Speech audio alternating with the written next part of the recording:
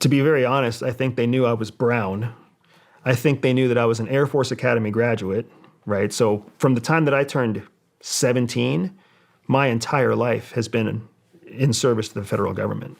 So there were no surprises here. They knew my drug history, they knew my medical history, my dental history, they knew my family upbringing, they knew my grade point average, they knew everything because I had gone to a military college and then I was a military officer.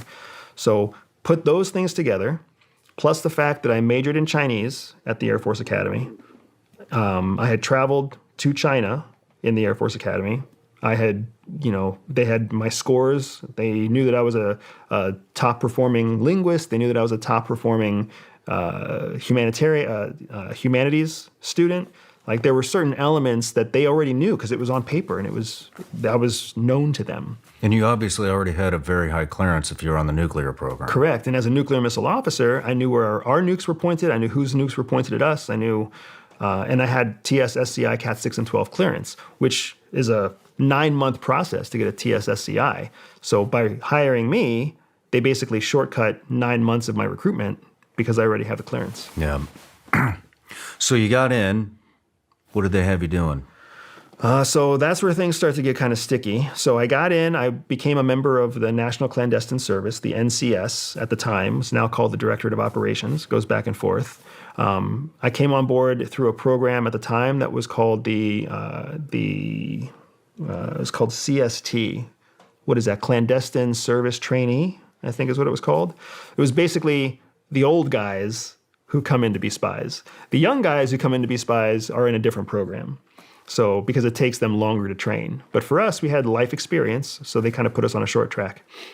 And I went through that training plan, got my field training done, got all of my weapons training done, my driving done, do all the training stuff that's pretty cool and fun. And then you start actually doing the work. And a lot of my work was focused in the third world to start. So a lot of stuff in Africa, a lot of stuff in South America, a lot of stuff in Southeast Asia. And that was my primary focus, was doing kind of what I call the dirty work. There's a lot of dirty work in intelligence, dealing with scumbags, terrorists, narco traffickers, drug dealers, whatever else it might be, people who pose threats to your national security, but they don't pose long-term threat to your national security. After a few years of that, my wife was kind of running a similar path. I came on as a human intelligence officer, a field collector is what I came in as. My wife came in as a targeter.